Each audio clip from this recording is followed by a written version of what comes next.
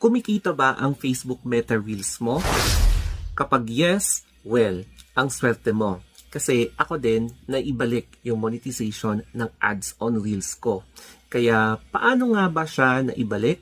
So, para sa akin, hindi ko rin alam. Basta ang ginawa ko, sinunod ko yung mga community guidelines.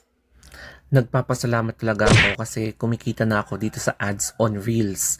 Sobrang naghihinayang ako dati kasi zero talaga siya for the past 2 years. Ito lang yung hindi na monetized sa Facebook page ko. Pero ngayon, naibalik na ulit.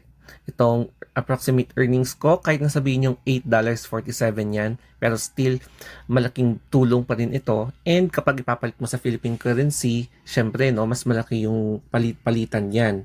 And kung makikita nyo dito, monetization status, earning. So, ayan. And then, makikita nyo dito, meron akong mga 5